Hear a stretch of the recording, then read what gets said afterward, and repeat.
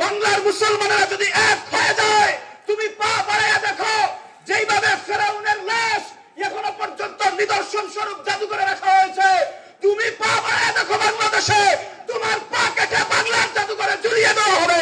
ঠিক কিনা বলেন? আসসালামু আলাইকুম ওয়া রাহমাতুল্লাহ। الحمد لله نحمده ونستعينه ونستغفره ونؤمن به ونتوكل عليه ونعوذ بالله من شرور أنفسنا ومن سيئات أعمالنا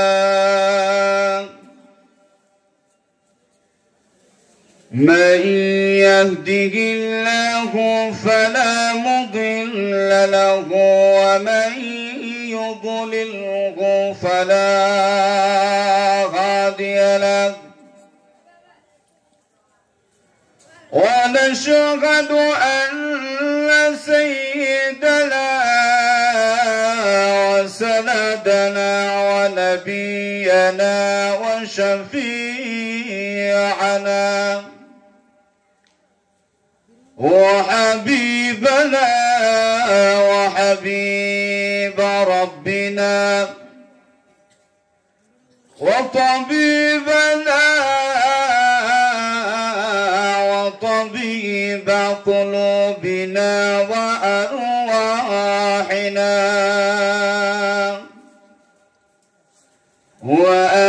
وأولانا ومولانا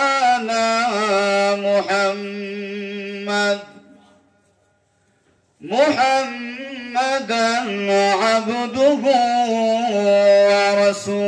ورسوله الذي أرسل إلى الناس كافة بشيرا ونذيرا وداعيا إلى الله بإذنه وسراجا منيرا. أما بعد فقد قال الله تبارك وتعالى في كلامه المجيد والفرقانه الحميد: أعوذ بالله من الشيطان الرجيم. بسم الله الرحمن الرحيم.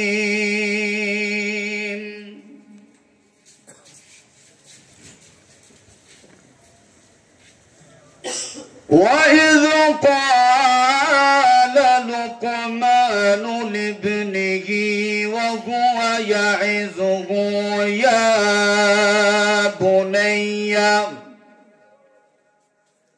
يا بني لا تشرك بالله إن الشرك لظلم عظيم.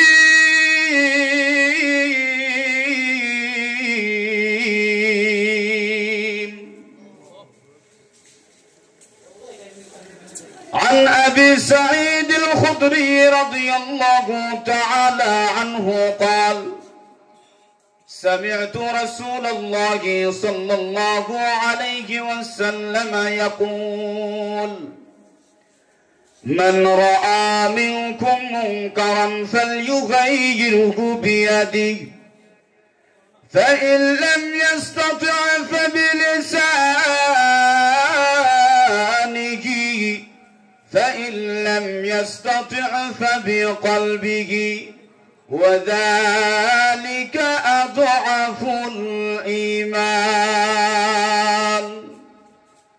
وعن عبد الله بن عمرو رضي الله تعالى عنهما عن النبي صلى الله عليه وسلم المسلم من سلم المسلمون من لسانه ويده أو كما قال النبي صلى الله عليه وسلم.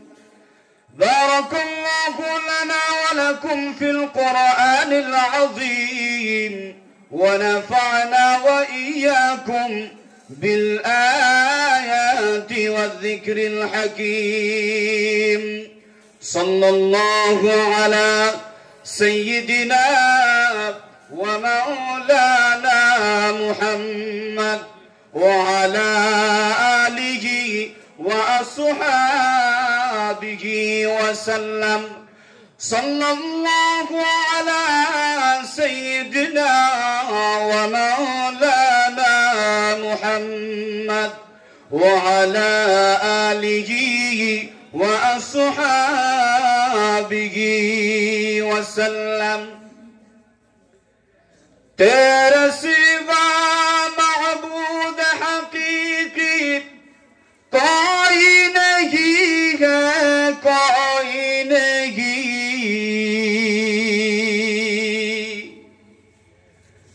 तेरे सिवा महबूद हकीकी कोई नहीं है, कोई नहीं।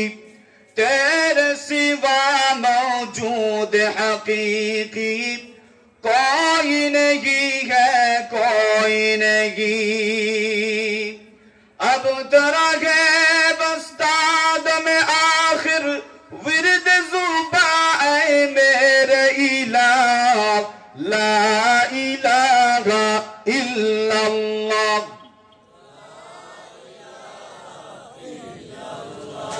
ला इलाहा इल्लल्लाह। जुड़े ला इलाहा इल्लल्लाह, ला इलाहा इल्लल्लाह। आसमान बोले ओरे जमीन তুমি বড়াই কইরো না। আসমান বলে ওরে জমিন তুমি বড়াই কইরো না। আমার মাঝে আছে দেখো, আমার মাঝে আছে দেখো আল্লাহর আরশে মুআল্লা, লা ইলাহা ইল্লাল্লাহ,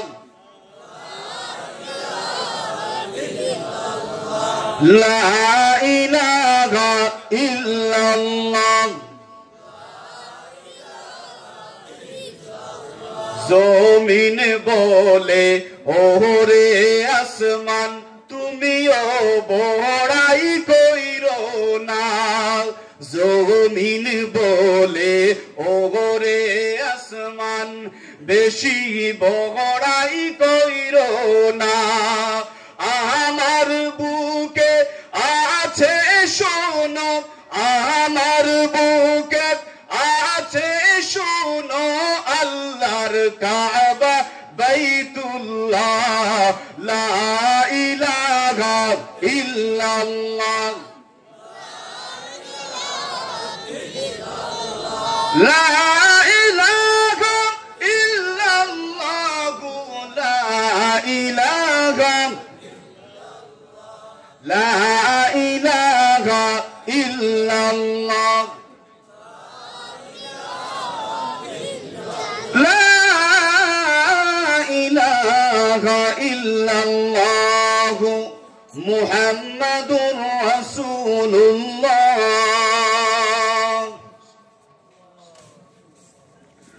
চণ্ডীনগর বড়গোল দারুল কোরআন কওমি মাদ্রাসার আজকের এই 24তম বার্ষিক ওয়াজ মাহফিলের চলমান অধিবেশনের মুহতারাম সদরে ইজলাস, উপস্থিত ওলামায়ে কেরাম, মুরব্বিয়ান ইজাম, যুবক ভাইরা, পর্দার অন্তরাল থেকে আমার মতো ক্ষুদ্র মানুষের কথাগুলো শোনারত অবস্থায় অত্যন্ত শ্রদ্ধা আমার মা ও বোনেরা, আউয়ালান বারেগাহে ইলাহিতে অসংখ্য অগণিত শুকর আর সুজুদ আদায় করে নিচ্ছি, যিনি অত্যন্ত মহব্বত করে আমাদেরকে সকলকে এমন একটা মাহফিলে শিরকত করার তৌফিক দান করেছেন, যেই মাহফিলে শিরকত করনেওয়ালা, যেই মাহফিলে সময় দেনেওয়ালাদের সম্পর্কে রাসূল আকরাম সাল্লাল্লাহু আলাইহি ওয়াসাল্লাম ইরশাদ করেন, নাযালাত আলাইহিমুস সাকিনা।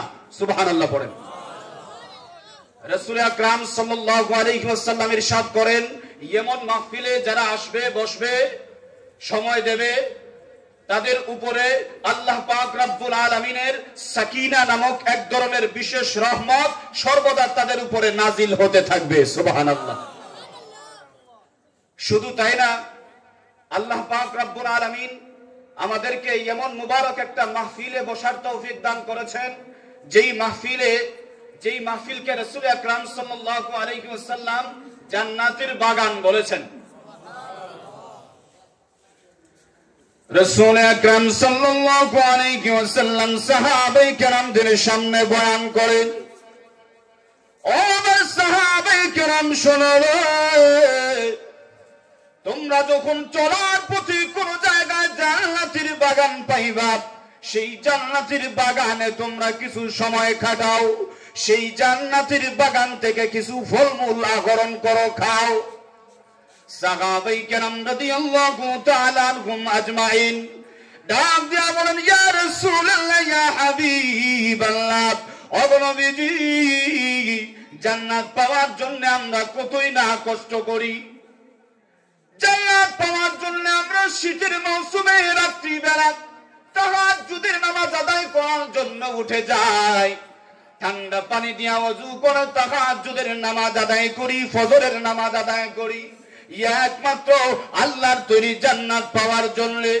কিন্তু নবীজি, আপনি বলেন চলার পথে নাকি জান্নাত পাওয়া যায়, এই জান্নাত পাওয়ার জন্য আমরা কত কষ্ট করি, আমরা আমাদের সম্পদকে কতই না মহব্বত করি, নিজের পকেট থেকে টাকা 12,000 কিটা কেউ চায় না, ঠিক নেই?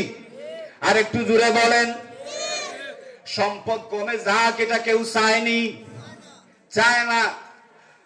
রাসূল আকরাম সাল্লাল্লাহু আলাইহি ওয়াসাল্লাম কি সাহাবায়ে কেরাম রাদিয়াল্লাহু তাআলা আনহুম আজমাইন বলেন, আমাদের সম্পদ চলে যাক আমরা তা চাই না, এর সত্ত্বেও আমরা এই যে বড় দারুল কোরআন কওমি মাদ্রাসায় আইসা টাকা পয়সা দান করি, আমাদের মহব্বতের টাকা মাদ্রাসায় দান কইরা দেই, মসজিদগুলোতে দান কইরা দেই, গরিবদেরকে দান কইরা দেই, একমাত্র আল্লাহর তৈরি জান্নাত পাওয়ার জন্য। অবনবীজি, আপনি তো বলেন চলার পথে নাকি জান্নাত পাওয়া যায়, এর তাৎপর্য কি, হাকিকত কি? হাদিসের মুহাওয়ারা তরজমা বলতেছি যাতে আপনারা ভালো করে বুঝেন। রাসূল আকরাম সাল্লাল্লাহু আলাইহি ওয়াসাল্লাম ডাক দিয়া বলেন, সাহাবীরা, ও আমার সাহাবীরা শোনো, চলার পথে যদি কোন জায়গায় তোমরা এমন মাহফিল পাও, যে মাহফিলের মধ্যে কোরআনের আলোচনা হয়, যে মাহফিলের মধ্যে হাদিসের আলোচনা হয়, যে মাহফিলের মধ্যে নবীজির প্রতি দুরূদ পড়া হয়, যে মাহফিলে আমি আল্লাহর জিকির করা হয়, এক কথায় জিকরুল্লাহর মাহফিল তোমরা যেথায় পাইবা, সেই জায়গায় তোমরা বসে যাও, মনে করবা জান্নাতের বাগানে বসে আছো। সুবহানাল্লাহর আওয়াজ কিন্তু চাহিদা মতো হয় না, আর একটু জোরে সুরে বলি সুবহানাল্লাহ। সুবহানাল্লাহর আওয়াজ যে আমরা দিতে পারছি এখানে আসার কারণে, ঠিক কি না? যদি এখানে আমরা না আসতাম তাইলে কি এই সুবহানাল্লাহর আওয়াজটা আমরা দিতে পারতাম? এই মাহফিলে আসার কারণে আমি যে কথা বলতেছি, এই জন্য আপনারা সুবহানাল্লাহ বলার সুযোগ পাইছেন। এমনিতে তো আমরা সুবহানাল্লাহর আমলটা করতে মন চায় না, কিন্তু এই সুবহানাল্লাহর কত দাম, এই সুবহানাল্লাহর কত দাম। এক আল্লাহর ওলি আরেকজন আল্লাহর ওলির কবরের পাশ দিয়া যান, আল্লাহর ওলিদের কাশফ হয়, এমন কিছু জিনিস আছে যেটা আমরা সাধারণ মানুষ কান দিয়া শুনি না, আল্লাহর ওলিদের কানের মধ্যে আল্লাহ সেইগুলা শোনায়া দেন। আল্লাহ পাক রব্বুল আলামিন ওই জিন্দা আল্লাহর ওলির কানের মধ্যে বাসায়া দিবেন, কবরের ভিতরের ওই আল্লাহর ওলির কবর থেকে কুরআনুল কারীমের তেলাওয়াতের আওয়াজ শোনা যায়। যেই মাত্র কুরআনুল কারীমের তেলাওয়াতের আওয়াজ শুনেছেন, জিন্দা আল্লাহর ওলি জিন্দা আল্লাহর ওলি ওই কবরের পাশে যাইয়া ইস্তেখারা শুরু করেছেন। ইস্তেখারা করে ওই কবরের ভিতরের আল্লাহর ওলির সাথে কথাবার্তা শুরু করে দিয়েছেন। আল্লাহর ওলি গো, কবরের ভিতরে যাওয়ার পরে তো কেউ আমল করতে পারে না, আমলের দরজা বন্ধ হয়ে যায়। আপনি কেমন করে কবরের ভিতরে কোরআনুল কারীমের তেলাওয়াত করেন? এবার কবরের ভিতর থেকে আল্লাহর ওলি বলেন, ও জিন্দা আল্লাহর ওলি শুনো, আমি দুনিয়ার জমিনে যখন ছিলাম কোরআনের সাথে আমি সম্পর্ক রেখেছি, বেশি বেশি কোরআনুল কারীমের তেলাওয়াত করেছি, কোরআনের খেদমত করেছি, যার কারণে আমি যখন দুনিয়ার জমিন থেকে কবরে চলে আসলাম, আমার আল্লাহর কাছে আমি দরখাস্ত করেছি, ফরিয়াদ করেছি, রাব্বুল আলামিন দুনিয়ার জমিনে আমি কোরআনের সাথে সম্পৃক্ত ছিলাম, কোরআনুল কারীমের তেলাওয়াত বেশি বেশি করেছি, মাওলা গো, ও মাওলা, আমি মারা যাওয়ার পরে কবরে চলে এসেছি, কিন্তু আমাকে দয়া করে আমার কোরআন থেকে আলাদা কইরো না। কবরের ভিতরে ওই আল্লাহর ওলি বলেন, ও দুনিয়ার জমিনে থাকা আল্লাহর ওলি শোনো, আমার আল্লাহ তখন আমার দোয়া কবুল করে নিয়া আজকে 500 বছর হয়ে গেছে, আমার আল্লাহ আমাকে কবরের ভিতরে কোরআনুল কারীমের তিলাওয়াত করার সুযোগ করে দিয়েছেন। আজকে 500 বছর হয়ে গেছে কবরের ভিতরে আমি কোরআনুল কারীমের তেলাওয়াত করি। যে মাত্র বলেছেন, সঙ্গে সঙ্গে ওই উপরের আল্লাহর ওলি বলে ফেলেছেন সুবহানাল্লাহ।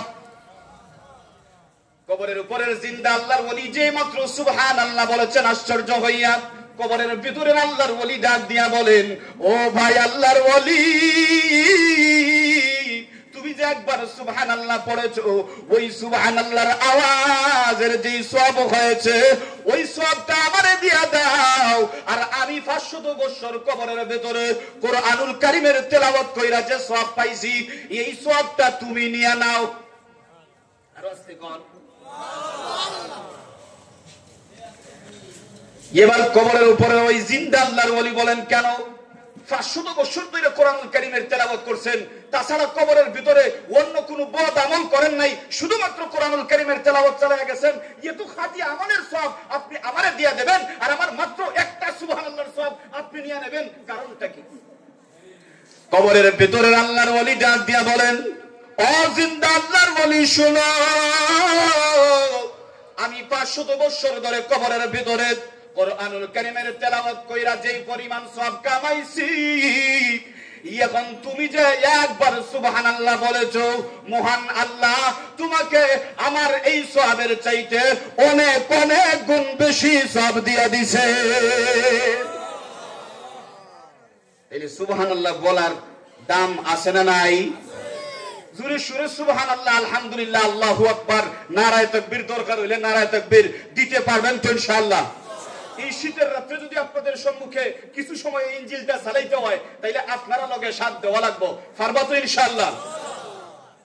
চেয়ারম্যান সাহেব আপনাদেরকে গুরুত্বপূর্ণ কিছু কথা বলেছেন। চেয়ারম্যান সাহেবই অনেক বয়ান আপনাদেরকে করে গেছেন। এইরকম চেয়ারম্যান আমাদের প্রত্যেক এলাকায়, প্রত্যেক ইউনিয়নে দরকার আছে না নাই? আমি একটা কথা আপনাদেরকে সোজা সাপটা বলতে চাই। মনে করেন একজন গরিব চেয়ারম্যান আর একজন বড় লোক চেয়ারম্যান। এখন গরিব চেয়ারম্যান আর বড় লোক চেয়ারম্যান, দুইটা কথা মনে রাখবেন আপনারা, গরিব চেয়ারম্যান আর বড় লোক চেয়ারম্যান। এখন একজন মুরব্বী সাহেব এই ইউনিয়নের, মনে করেন ওই রাস্তার পারে যাওয়ার সময় হঠাৎ করে মাথা ঘুরে পড়ে গেছেন। এখন গরিব চেয়ারম্যান মনে করেন এই দিক দিয়ে যাইতেছেন, হঠাৎ করে যেই মাত্র দেখছেন উনি পড়ে গেছেন, সঙ্গে সঙ্গে উনি নিজে দৌড়ে গেছেন, যাইয়া উনাকে ধইরা, তারপরে কিচ্ছু খুঁজা পান না, যে কোনো ভাবে হোক ডাক দিয়া পাশে একটা মনে করেন অটো রিক্সা পাইছে, এই অটো রিক্সায় উঠাইয়া দিয়া ওনাকে হসপিটালে পাঠাইয়া দিছে। এই হলো গরিব চেয়ারম্যানের কাজ। মনে করেন বড় লোক একজন চেয়ারম্যান, উনি ওখানে যেই মাত্র পড়ছেন, উনার গাড়ি পাজার ওই দিক দিয়ে যাইতেছে। এখন উনি দেখাও না দেখার বান করতেছেন, এই মানুষটাকে দইয়া কাপড় চোপড় গড়াইয়া কি লাভ আছে? এখন উনি চলে গেছেন এখান থেকে, কিন্তু দেখে গেছেন, দেখে না দেখার বান করছেন। আবার এটাও মনে মনে চিন্তা করতেছেন যে এখন এখানে দইরা তো কোনো লাভ নাই, লাভ হইব ওই সময় এই হসপিটাল যাওয়ার পরে যখন কিছু সুস্থ হইব, এই সময় ফুলের তুড়া লইয়া যাইমু, আর ওনার সাথে দেখা কইরা কিছু ডোনেশন দিয়াইমু, সাংবাদিক আইব, ছবি তুলবো। বুঝতে পারছেন? আসেনি এরকম? এরকম আসেনি? আরেকটু জোরে বলেন না কেন আসেনি এরকম? এখন আপনি বলেন ওই ধনী চেয়ারম্যান ভালো না গরিব চেয়ারম্যান ভালো?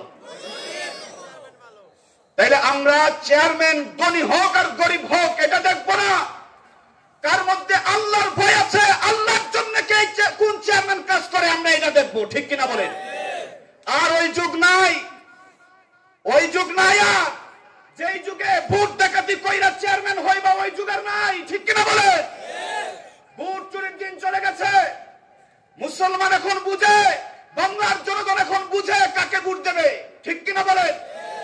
আমরা এখন যোগ্য মানুষকে, তাকওয়াওয়ালা মানুষকে, যার ভিতরে আল্লাহর ভয় আছে, যার কাছে সরকারি মাল আসলে তার নিজের চকির তলে নিয়ে লুকাইতো না, শীতের কম্বল আসলে তার আত্মীয় স্বজনের মধ্যে বন্টন করবে না, ইনসাফ করে সবার কাছে বন্টন করবে, এমন চেয়ারম্যান আমরা চাই, ঠিক কিনা বলেন? আল্লাহ তাআলা যেন আমাদের সবাইকে ন্যায়ের উপরে অটল থাকার তৌফিক দান করেন, সকলে পড়ি আমিন। বর্তমানে আপনাদেরকে যেহেতু এই মাদ্রাসার উদ্যোগে এই মাহফিল, এই মাদ্রাসাকে বর্তমান এই সময় আপনারা সবচাইতে বেশি গুরুত্ব দিতে হবে। যদি এই মাদ্রাসাগুলোকে আপনারা গুরুত্ব না দেন, এই মাদ্রাসাগুলোকে যদি অবহেলায় রাখেন আর মনে করেন মাদ্রাসায় বাচ্চাকে দিছি, টাকা পয়সা তো আর লাগে না, তাইলে আর বেশি খেয়াল করে লাভ নাই। আর আপনাদের বাচ্চারা যদি ভালো করে আলিম না হইতে পারে, দিন যদি না শিখতে পারে, তার অন্তরে যদি কোরআন হাদিসের জ্ঞান না থাকে, আল্লাহর ভয় যদি তার অন্তরে না থাকে, তাইলে এও তাবলীগ যাইব আর ফিতনা তৈরি করব। আর একটু জোরে বলেন না কেন? ভয় পাইতেছেন আপনারা? আরে ভাই, ভয় পাওয়ার সময় তো শেষ। এখন যদি ভয় পান, ও মুসলমানেরা, ভালো করে আপনাদেরকে বলে দিচ্ছি, কান খুলে শুনে রাখুন। এখন যদি ভয় পাইয়া মুখে কুলু বাইনা রাখেন, এক সময় কাশ্মীরের মতো নির্যাতিত হইতে হবে, ঠিক কিনা জুড়ে বলেন? ও মুসলমানেরা, ইসরায়েলিরা যেইভাবে ফিলিস্তিনিদেরকে নির্যাতন করছে, মুখ বন্ধ করে যদি বাঙালিরা রাখেন, বাংলাদেশের মুসলমানও এইভাবে নির্যাতিত হবে, ঠিক কিনা বলেন? মুখ খুলতে হবে আপনাদেরকে, বাঘের মতো আওয়াজ দিতে হবে। তখনই দেখবেন যেইভাবে বাংলাদেশ থেকে ফ্যাসিবাদ সরকার পালিয়েছে, বর্তমানে যারা হিংসা ছড়াইতে চায় তাদেরকেও বাংলা ছাড়া করবো ইনশাল্লাহ, ঠিক কিনা বলেন? কেউ থাকতে পারবে না। বাংলার জমিনে ফিতনা তৈরি করতে চাও, তোমাদেরকে তোমাদের ঠিকানা দেখাইয়া দেওয়া হবে, ঠিক কিনা বলেন? দিল্লি থেকে বসে বসে যদি কেউ গুটি আটাইতে চায়, বিভিন্ন নামে যদি বাংলার জমিনে ফিতনা বাঁধাইয়া দেওয়ার চেষ্টা করে, রিকশাওয়ালার বেশে যদি কাউকে পাঠায়, আনসারের বেশে যদি কাউকে পাঠায়, তাবলীগের বেশে যদি কাউকে পাঠায়, মুসলমানেরা চিনে চিনে ঠ্যাং ভেঙে ভারত পাঠাবে, ঠিক কিনা বলে? শুধুমাত্র আপনারা মাথায় আমার মতো টুপি আর ফাগড়ি দীক্ষা, পাঞ্জাবি দীক্ষা বিশ্বাস করে বসবেন না। ভালো করে যাচাই বাছাই করতে হবে, তার ভিতরে সঠিক দিন আছে কিনা, সঠিক ইলম আছে কিনা, এটা ভালো করে যাচাই বাছাই করতে হবে। উলামায়ে কেরামদের সাথে থাকতে হবে। আজকে আমরা একেবারে আশ্চর্য হয়ে যাই, প্রায় 90% 95% উলামায়ে কেরাম যেই তাবলীগকে সাপোর্ট করতেছে, সেই তাবলীগের দিকে আপনারা না যাইয়া কিছু মানুষেরা মাত্র 5% নামদারি আলিমদের যেই তাবলীগ হয়েছে সেটাই গিয়ে যোগ দেয়। আর তারা আজকে কি করতেছে? আমার ভাইদের রক্ত ঝরাইতেছে। এই যে 18 তারিখে রক্ত ঝরাইছে, আমরা কিন্তু 18 তারিখের কথাই শুধু না, 2018-র কথা আমরা ভুলি নাই, ঠিক কিনা বলে? 2018-তেও টঙ্গীর ময়দানে আমাদের ভাইদের রক্ত ঝরেছে।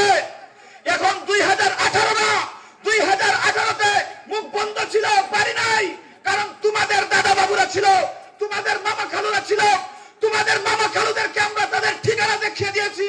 বেশি বাড়াবাড়ি করবে না, তোমাদেরকেও আমরা তোমাদের ঠিকানা দেখিয়ে দেবো, ঠিক কিনা বলে? বাড়াবাড়ি করবে না। আমরা শাপলা চত্বরের কথা ভুলে যাই নাই। শাপলা চত্বরে আমাদের কষ্ট হয়, আমাদের কলিজায় রক্তক্ষরণ হয়। শাপলা চত্বরে উলামায়ে কেরাম, মুসলমান জনসাধারণ যখন তাহাজ্জুদরত ছিল, নফল নামাজরত ছিল, কোরআনের তেলাওয়াতরত ছিল, এই মুসলমানদের উপরে তোমরা আঘাত করেছিলে, আক্রমণ করে রক্ত ঝরিয়েছিলে। ঠিক তেমনি ভাবে 18 তারিখের রাতে রক্ত ঝরানো হয়েছে, একই পদ্ধতিতে রক্ত ঝরানো হয়েছে। মুসলমান স্পষ্ট ভাষায় জানিয়ে দিতে চায়, মানুষ বুঝে গেছে তোমরা কার দালাল। কথা বলেন না কেন? মানুষ বুঝে গেছে। শাপলা চত্বরে যেইভাবে আক্রমণ করেছিল, তোমরা সেইভাবে 18 তারিখে আক্রমণ করেছো। শাপলা চত্বরের বিচার বাংলার জমিনে হবে, তোমাদের বিচার বাংলার জমিনে হবে ইনশাআল্লাহ, ঠিক কিনা বলেন? এই মুয়াজ বিন নূরকে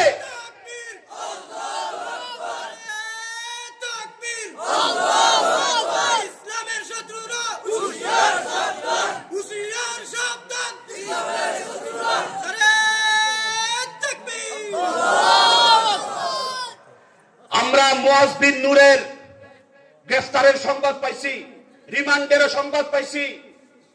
আমরা স্পষ্ট ভাষায় স্বরাষ্ট্র উপদেষ্টার প্রতি জানিয়ে দিতে চাই, এদের প্রতি কোন রকম রহম করা যাবে না। এদেরকে ভালো করে রিমান্ডে নিয়ে এদের পিছনে কাদের হাত আছে জানতে হবে, ঠিক কিনা বলেন? জেনে প্রত্যেকটাকে আইনের আওতায় আনতে হবে, দৃষ্টান্তমূলক বিচার করতে হবে, এদের ফাঁসি দিতে হবে। যতক্ষণ পর্যন্ত এদের ফাঁসি হবে না, মুসলমানেরা আন্দোলন থামাবে না ইনশাআল্লাহ, ঠিক কিনা বলেন?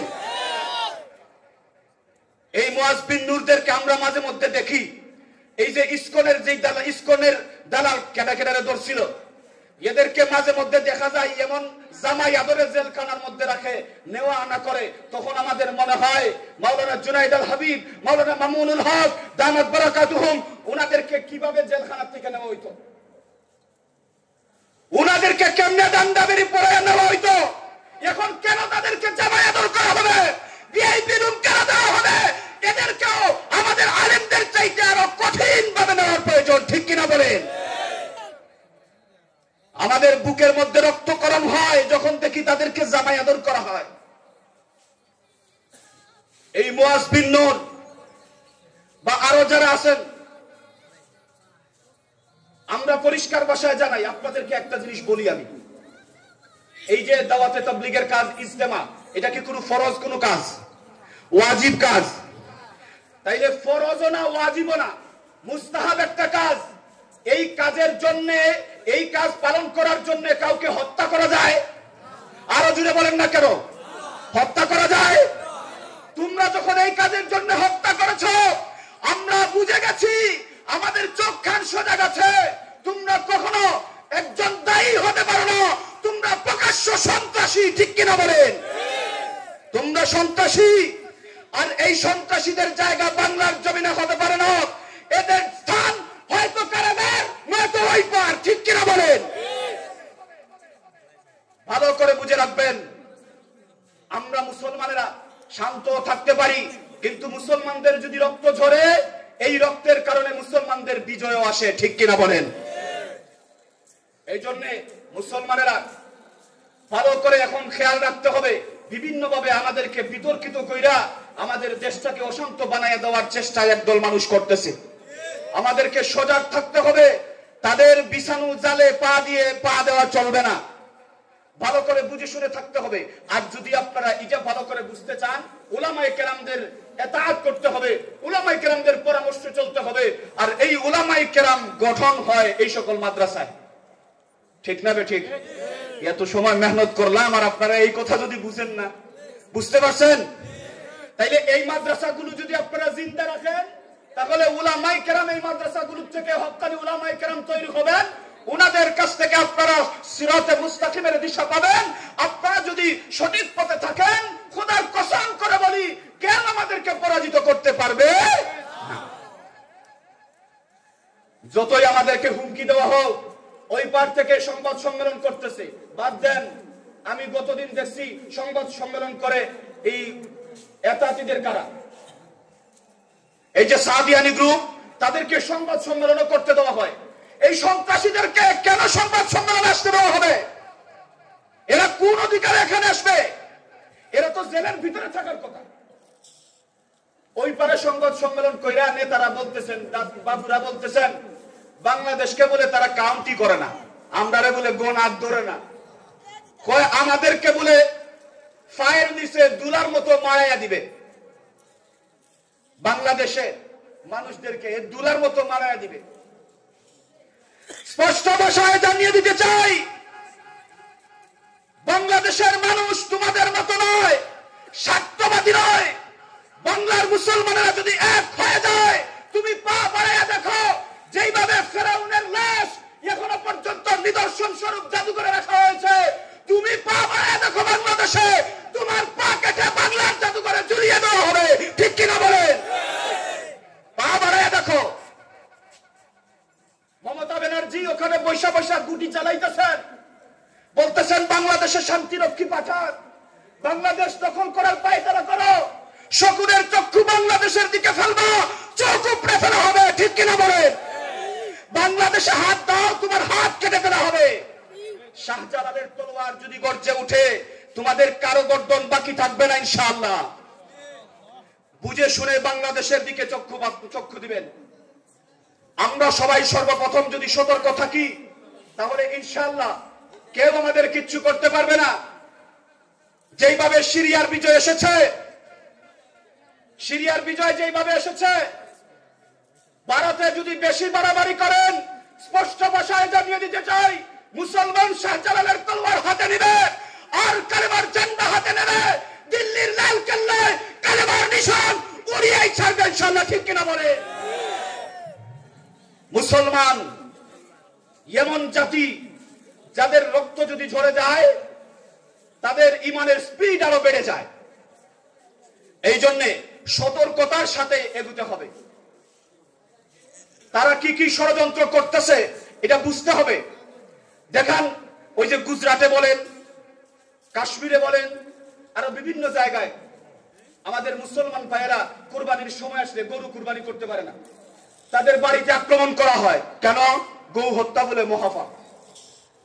এই স্বার্থপরেরা, আপনারা ভালো করে খবর নিয়ে দেখেন, গরুর মাংস রপ্তানিতে 1 নম্বরে হলো ব্রাজিল আর 2 নম্বরে হলো ভারত।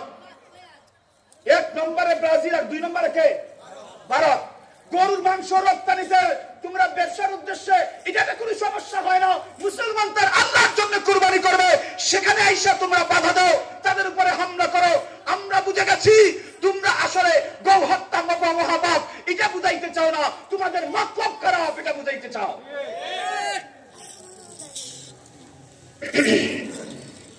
মুসলমান ভালো করে বুঝতে হবে, বুঝে শুনে এগোতে হবে। আল্লাহ তাআলা যেন আমাদেরকে, আমাদের ইমানি শক্তিকে আল্লাহ তাআলা যেন ওই সকল জিনিস বুঝার জন্য এবং সঠিক পথে চলার জন্য পরিপক্ষ করে দেন। সকলে পড়েন আমিন। হক্কানি উলামায়ে কেরামদের মাতাহাত আপনারা থাকবেন, ওনাদের পরামর্শ নিয়ে চলবেন, ওনারা যেইভাবে বলবেন সেইভাবে চলার চেষ্টা করবেন। ইনশাআল্লাহ আমরা পথভ্রষ্ট হব না, আমাদের দেশ সুন্দর দেশ হিসেবে গড়ে উঠবে। আপনাদেরকে বলতে চাই, কুরআনুল কারীমের যে আয়াতে কারিমা আপনাদের সম্মুখে তেলাওয়াত করেছি, এই আয়াতের মধ্যে এই আয়াতটা, এটা হলো কওলে লুকমান আলাইহিস সালাম, হযরতে লুকমান আলাইহিস সালামের কথা। এখন আপনারা বলবেন, লুকমান আলাইহিস সালামের এই কথাগুলা কুরআনুল কারীমের অংশ আল্লাহ বানায়া দিলেন, এত গুরুত্বপূর্ণ কি কথা? হ্যাঁ, এত গুরুত্বপূর্ণ কথা, যে কথাগুলা আগামী প্রজন্মের বাবাদের জন্য কাজে লাগবে, সেই জন্য আল্লাহ পাক রব্বুল আলামিন পবিত্র কোরআনের অংশ বানায়া দিয়েছেন লুকমান আলাইহিস সালামের কথাগুলো। হযরত লুকমান আলাইহিস সালাম সন্তানকে উদ্দেশ্য করে বলতেছেন, ইয়া বুনাইয়া লা তুশরিক বিল্লাহ ইন্না শিরকা লাযুলমুন আযীম।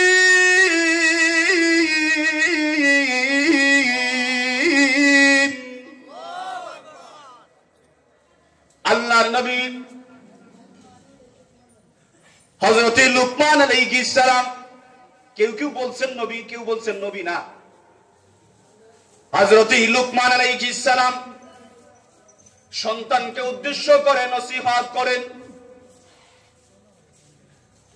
ইয়াইজুহু, কোরআনুল কারীমের ভাষায় ওয়াজ করতেছেন, ওয়া হুয়া ইয়াইজুহু, কি ওয়াজ? ইয়া বুনাইয়া, হে আমার আদরের সন্তান। আল্লাহ শিখাইতেছেন, দেখো লুকমান আলাইহিস সালাম সন্তান রে খুব মিষ্টি ভাষায় ডাকতেছেন, ইয়া বুনাইয়া, হে আমার আদরের সন্তান। ও দুনিয়ার বাবারা, তোমরাও তোমাদের সন্তানদেরকে যখন কোনো নসিহত করবা, উপদেশ দিবা, তখন মিঠা আওয়াজে ডাকো, মিঠা আওয়াজে ডাকো, তাইলে এই সন্তান আপনার কথা শুনবে। হযরত লুকমান আলাইহিস সালাম ডাকতেছেন ইয়া বুনাইয়া, পরে কিতার আদেশ করেন, কিতার নসিহত করেন, দেখেন বলতেছেন, লা তুশরিক বিল্লাহ, আল্লাহর সাথে কাউকে শরীক করবা না, অর্থাৎ শিরিক কইরো না। সন্তানকে বলতেছেন শিরিক কইরো না। কেন? ইন্নাশ শিরকা লাযুলমুন আযীম।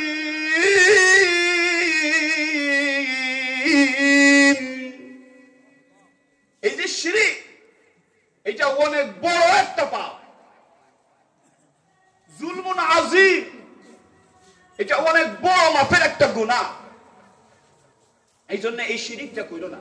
কিন্তু এখন শিরিকের ছড়াছড়ি আমরার মাঝে আছে না নাই?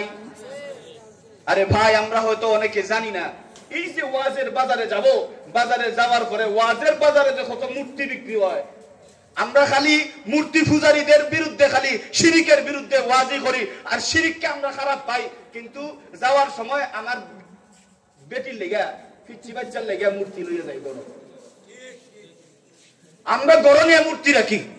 এই যে শিরকের খফিগুলা, এগুলো আমরা চোখে দেখি না। আমরা কত শিরিক করি। এখন তো অনেক শিরিক আছে, মাজারের দিকে আপনারা যান, যাই দেখেন কত ধরনের বন্ধ ফির আছে, যারা কন্ট্রাক্ট নেয় আপনার বউর বাচ্চা দিব, আপনার বউর বাচ্চা দিব, এটা কন্ট্রাক্ট নেয়, কিন্তু বাচ্চা দেওয়ার মালিককে আল্লাহ বলেন, ওয়ালিল্লাহি মুলকুস সামাওয়াতি ওয়াল আরদ ইয়াখলুকু মা ইয়াশা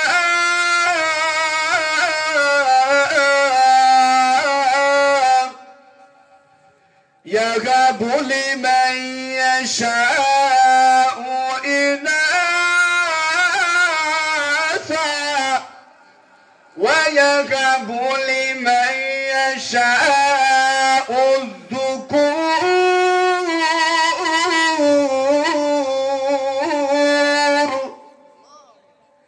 আল্লাহ পাক রব্বুল আলামিন বলেন, আসমান এবং জমিনের মালিক হলেন আল্লাহ। আসমান এবং জমিনের মালিক কে? আরো জুড়ে আল্লাহর নাম নেন, জুড়ে বলেন আল্লাহ। আসমান জমিনের মালিক হলেন আল্লাহ। আল্লাহ বলেন, ইয়াহাবু লিমান ইয়াশাউ ইনাসা, আমি আল্লাহ যাকে ইচ্ছা কন্যা সন্তান দান করি, ওয়া ইয়াহাবু লিমান ইয়াশাউ যুকুর, আর যাকে ইচ্ছা আমি আল্লাহ পুত্র সন্তান দান করি। তাইলে সন্তান দেওয়ার নেওয়ার মালিক কে? আর একটু জুড়ে বলেন না কে?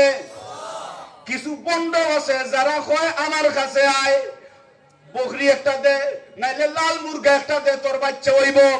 এটা কি সঠিক মানার ফির না বন্ড ফির? আরো জুড়ে বলেন কি জাত ফির? এইরকম ফিরদের কাছে যাওয়া যাবে? যদি দেখেন এই সকল পীরেরা আপনাদের এই দিকে কোন জায়গায় আসর বসাইতেছে, খমর বাঙ্গা লাগি প্রস্তুত আছেন তো ইনশাআল্লাহ? বন্ডবীরদের থেকে বেঁচে থাকবেন। আল্লাহ পাক রব্বুল আলামিন বলতেছেন, আমি আল্লাহ সন্তান দেওয়ার মালিক, পুত্র সন্তানও আমি দেই, কন্যা সন্তানও আমি দেই।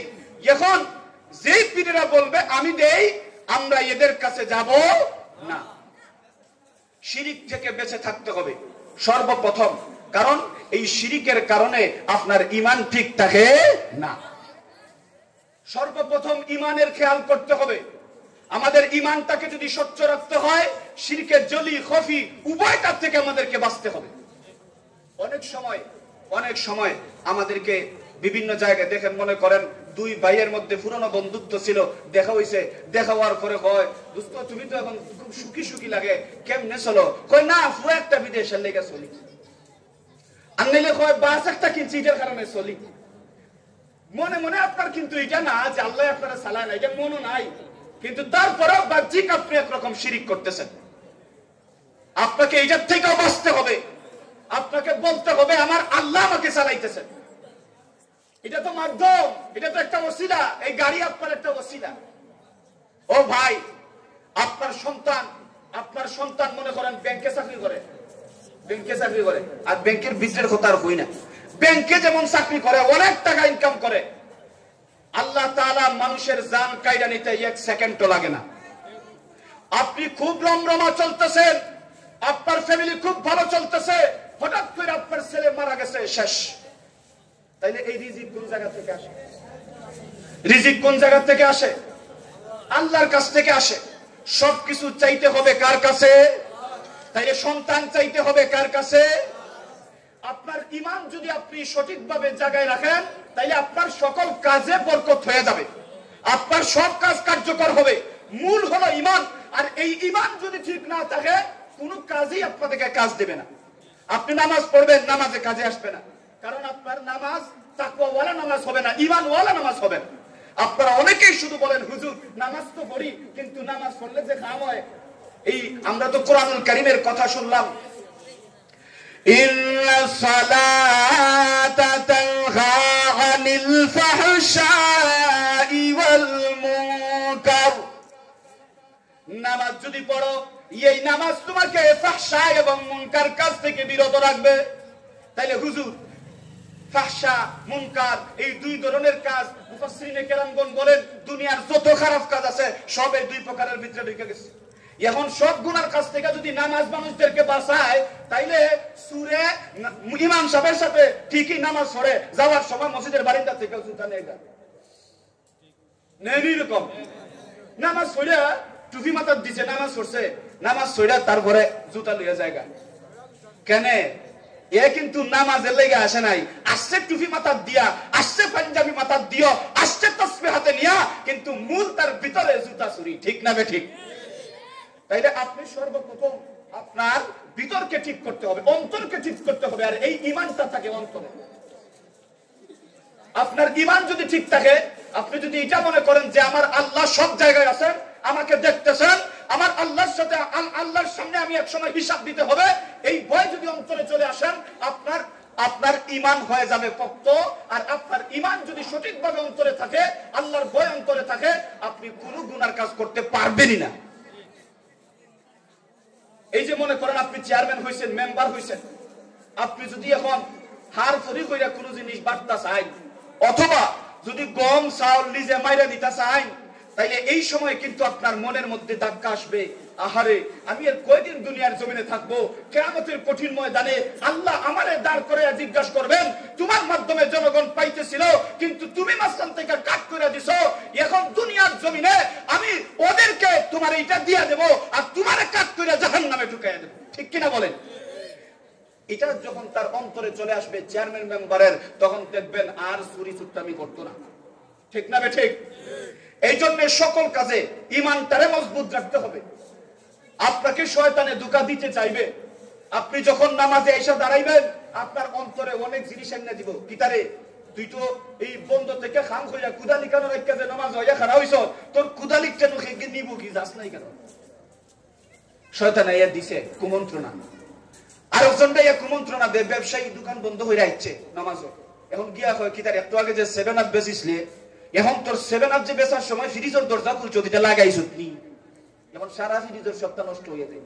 এখন এ নামাজও ভাইয়া খালি চিন্তা করে লাগাইতাম না লাগাইতাম না, এ খালি কুদালোর চিন্তা করে গিয়া ফাইমুন না পাইতাম না, এই চিন্তা করে। একেবারে আইসা আবার এরকম মনে করেন দেয়, হয় তোর বউ তো যে বাটফারের বাটফার, তুই যে নামাজে এর রাখতে আইছ, খার করনি গিয়া কিতা ফেস লাগাই, এখন চিন্তা করে ইয়া আল্লাহ এর তো রাখতে আইছি, আল্লাহ জানে কোন খাম লাগায়। এই যে শয়তানের চক্রান্ত গুলো দেয়, আপনার অন্তরে যদি সঠিক মানার ঈমান থাকে, আল্লাহর ভয় যদি আপনার অন্তরে থাকে, তাহলে শয়তানকে মুখ বরাবর জবাব দিয়ে দেবেন, এই আমার আমার আল্লাহ আমাকে আমার জান দিয়েছেন, এর চাইতে বড় তো আমার কুদার না। আমার আল্লাহ আমাকে হুকুম করেছেন আমি নামাজ পড়বো, আমি আল্লাহর ডাকে সাড়া দেওয়ার জন্য চলে এসেছি, আমি আল্লাহর কাজ করব, আমার কুদারের হেফাজত আমার আল্লাহ করবে। ঠিক কিনা বলেন? এটা যখন তার অন্তরে চলে আসবে আর অন্য কোন দিকে মন যাবে। যখন বান্দার অন্তরে এটা চলে আসবে আমি আমার আল্লাহর ডাকে আল্লাহর সাথে কথা বলার জন্য আমি এখানে চলে এসেছি, দোকানের ফ্রিজ কেন আমার জীবনও যদি চলে যায় নামাজ ছাড়বো না, তাইলে আর দোকানের ফ্রিজের কথা চিন্তা করব, তার বউর কথা চিন্তা করব? করতো না। সর্বপ্রথম অন্তরে আপনার ঈমানটা ঢুকাইয়া দিতে হবে, ঈমানকে মজবুত করতে হবে, এবং আপনার অন্তরে যদি ঈমান মজবুত হয়ে যায় আল্লাহর ভয় অটোমেটিকলি চলে আসবে। আর এই তাকওয়ার সাথে আপনি যেই আমল করবেন আপনার সেই আমলই কাজে দেবে। এই জন্য আমাদের ঈমান আমল ঠিক করতে হবে, ঈমান আমল ঠিক করতে হবে।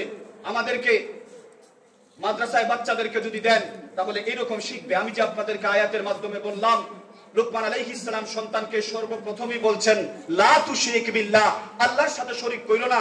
এটা যদি সন্তান ভালো করে বুঝি নেয় আর ঈমান তারে ঠিক করে নেয়, তার ভিতরে আল্লাহর ভয় চলে আসবে। আল্লাহর ভয় যদি চলে আসবে, দুনিয়ার জমিনে যখন চেয়ারম্যান হবে তখন ফুল বানানির কন্ট্রাক্ট যখন আসবে তখন সে রোডের বদলে বাঁশ দিত না। ঠিক নেই? আর যদি তার ভিতরে ঈমানের লেশ পরিমাণও না থাকে তাহলে এইরকম দান্দাবাজি করবো। এই জন্য আমাদের সন্তানদেরকে, সামনের আমাদের দেশটাকে যদি একটা সুন্দর দেশ হিসাবে গঠন করতে হয়, সন্তানদেরকে এমন ভালো ভালো উপদেশ দেন। ও যুবক ভাইয়েরা, ও যুবক ভাইয়েরা, সামনে আপনাদের জিন্দেগি রয়েছে, এই জন্য আপনারা ভালো করে বুঝে রাখেন। আপনাদের সন্তানদেরকে এমন ভাবে আপনারা গড়ে তোলেন, এমন ভাবে গড়ে তোলেন যাতে এই সন্তানেরা সোনার সন্তান হয়, এই সন্তানেরা সুসন্তান হয়। আর এই সন্তানদেরকে যদি আপনারা সুসন্তান হিসাবে গঠন করেন, আমাদের মতো এখন বর্তমানে আর মাইক দাঙ্গা কইরা দেশ সুন্দর করার প্রয়োজন পড়তো না। এমনিতেই আপনাদের দেশ সুন্দর থাকবে যদি আপনার সন্তানদেরকে এরকম লুকমান আলাইহিস সালামের মতো আপনারা নসিহত করেন। ভালো করে নসিহত কইরা যদি ঈমানটাকে ঠিক করে নেন, লা তুশরিক বিল্লাহ, আল্লাহর সাথে কাউকে শরীক কইরো না, মানে ঈমানটাকে যদি ঠিক করে নেয় তাহলে আপনাদের সন্তানেরা সুসন্তান হয়ে যাবে। আর এই সুসন্তানেরা যেই চেয়ারে যাবে সেই চেয়ারই সোনার চেয়ারে পরিণত হবে। ঠিক কিনা বলেন? এরা যেই চেয়ার নিয়ে দেশটাকে গঠন করবে সেই দেশটা প্রকৃত সোনার দেশ হবে ইনশাআল্লাহ। ঠিক কিনা বলেন? আল্লাহ তাআলা যেন আমাদেরকে এই কথাগুলোর উপর সর্বপ্রথম আমাকে আমল করার তৌফিক দান করেন, সাথে সাথে আপনাদেরকেও যেন আমল করার তৌফিক দান করেন। সকলে পড়ি আল্লাহুম্মা আমিন। এমনিতেই অনেক দেরি হয়েছে, অসুস্থ শরীর, তারপরেও চলে আসছি। আমাদেরকে কেউ দেখে অসুস্থ মনে করে না, কারণ মারতে মারতে অভ্যাস হয়ে গেছে। চোখে চাইলে কেউ বুঝে না যে এরা ঘুমাবে, এটা একটা অভ্যস্ততা তৈরি হয়ে গেছে। গলা প্রতিদিন এই যে আপনারা দোয়া করেন, এই যে আপনাদের একটা আশা আমাদের উপরে থাকে, এই জন্যই আল্লাহ তাআলা হয়তো আমাদেরকে চালাইয়া দেন। আল্লাহ তাআলা যেন আমাদের উপরে এরকম রহমত বহাল রাখেন, সকলের কাছে দোয়া চাই। সকলে পড়ি আল্লাহুম্মা আমিন। আল্লাহ তাআলা যেন আমাদের সকলকে সব সময় সুস্থ রাখেন আর ভালো করে দ্বীনটাকে বুঝার জন্য তৌফিক দান করেন। সকলে পড়ি আমিন। সুবহান রাব্বিকা রাব্বিল ইজ্জাতি আম্মা ইয়াসিফুন ওয়া সালামুন আলাল মুরসালিন ওয়ালহামদুলিল্লাহি রাব্বিল আলামিন। আসসালামু আলাইকুম ওয়া রাহমাতুল্লাহ।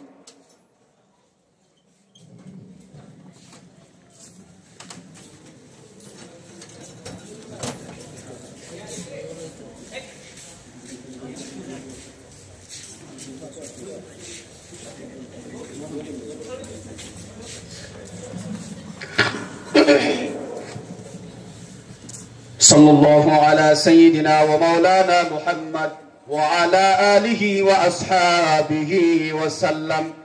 Sallallahu ala sayyidina wa maulana Muhammad wa ala alihi wa ashabihi wa sallam. একটা জিনিস আপনাদেরকে বলি ফেলি, দুইটা হাদিস আপনাদের সম্মুখে পাঠ করেছিলাম। একটা হাদিস বুখারী শরীফের,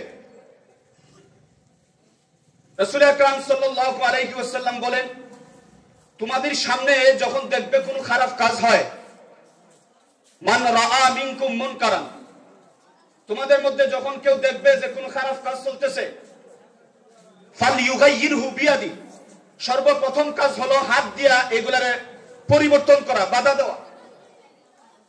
বুঝতে পারতেছেন নি? ফাইল্লাম ইয়াস্তাতি, যদি এটাতে তোমাদের সামর্থ্য না হয়, ফাবিলিসানিহি, কমপক্ষে জুবান দিয়ে প্রতিবাদ করেন।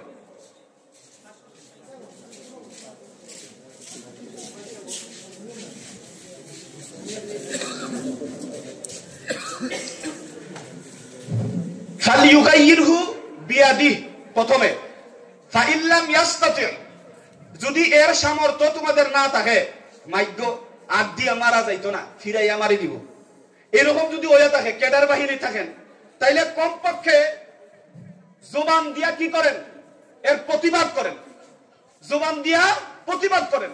ফাবিলিসানিহি, তারপরে বলতেছেন ফাইল্লাম ইয়াস্তাতি, যদি এটাও তোমাদের সামর্থ্য না থাকে, ফাবিকালবিহি, কমপক্ষে অন্তর দিয়া এই জিনিসটারে তোমরা খারাপ পাও। বুঝতে পারছেন নি? এটাই হইল ওয়াদালিকা আযহাফুল ঈমান।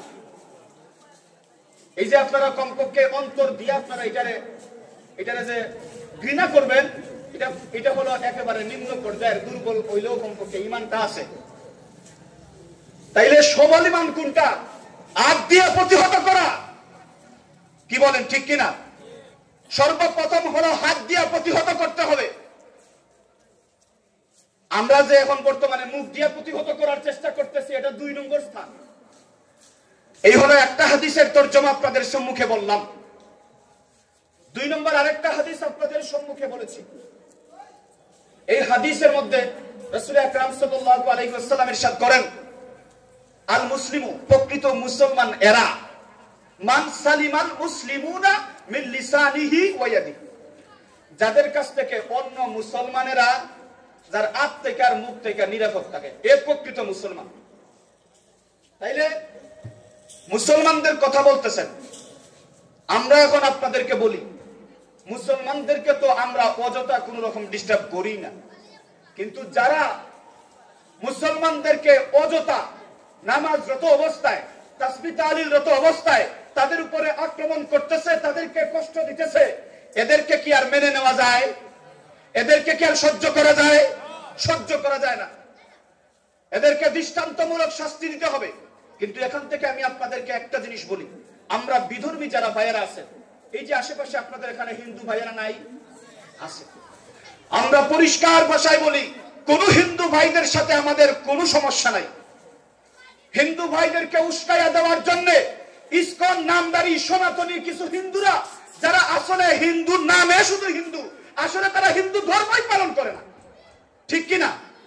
এরা হিন্দুদের মধ্যে না ফিতনা বাঁধাইয়া দেওয়ার জন্য, হিন্দুদের সাথে আমাদের ফিকশন বাঁধাইয়া দেওয়ার জন্য তারা চক্রান্ত কইরা হিন্দুদের সাথে আমাদের ঝগড়া বাঁধাইয়া দিতে চায়। আমরা হিন্দু ভাইদেরকে বিনয়ের সাথে বলতেছি, আপনারা ভালো করে বিষয়টা বুঝবেন, ভালো করে বিষয়টা বুঝবেন। আমরা হিন্দু ভাইদেরকে কোনোভাবে অন্যায় ভাবে আমরা কষ্ট দেব না, কিন্তু যেই সনাতনী নামদারি, ইসকন নামদারি যেই হিন্দুবাদীরা যারা আমাদেরকে কষ্ট দেওয়ার চেষ্টা করেছেন, আমরা এক সময় এরকম ছিল, আমরা তোমাদের মন্দির পাহারা দিয়েছি, রাত্রি জেগে মন্দির পাহারা দিয়েছি, ফজরের নামাজ রাস্তার উপরে আমরা পড়েছি, তবুও তোমাদের মন্দির পাহারা দিয়েছি। আর এর বদলে তোমরা যদি আমাদের আলিফ ভাইয়ের গর্দনে পাঠা বলির তরবারি চালাও, মনে রেখো মুসলমানেরাও শাহজালালের তলবার হাতে নিতে জানে। মুসলমান যদি শাহজালালের তলবার হাতে নেয়, কারো দেহের মধ্যে গর্দান থাকবে না ইনশাআল্লাহ, ঠিক কিনা বলেন?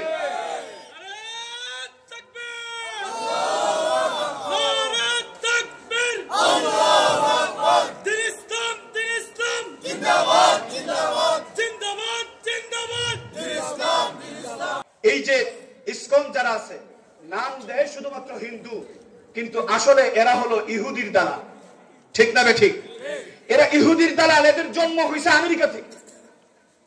এরা এখন বর্তমানে এই আমেরিকার চেলামি করতেছে। এরা চাইতেছে মুসলমান এবং হিন্দুদের মধ্যে একটা ফিকশন বাঁধাইয়া দিয়া ভারত আর বাংলাদেশের মধ্যে যুদ্ধ লাগাই দেয়।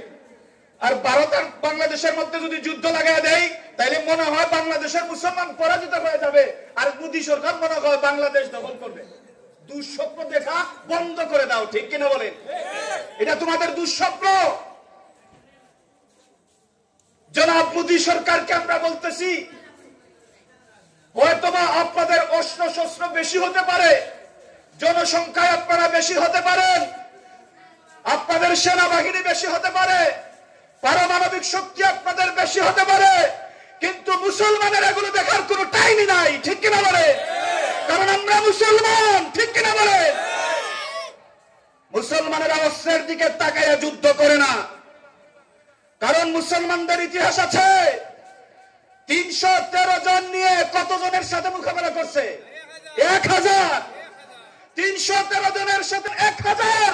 এই মুসলমান যদি গরম হয়ে যায়, চেতনায় ফিরে আসে, তোমাদের জায়গা হবে ভারতের ওই পার, ঠিক কিনা বলেন? আল্লাহ তাআলা যেন আমাদেরকে বুঝার তৌফিক দান করেন, সকলে বলেন আমিন। মেহমান চলে আসছেন, আল্লাহ তাআলা যেন এই কথাগুলোর উপরে আমাকে আপনাকে সবাইকে আমল করার তৌফিক দান করেন, আমিন। সুবহান রাব্বিকা রাব্বিল ইজ্জাতি আম্মা ইয়াসিফুন ওয়া সালামুন আলাল মুরসালিন ওয়ালহামদুলিল্লাহি রাব্বিল আলামিন। ওয়াসসালামু আলাইকুম ওয়া রাহমাতুল্লাহ।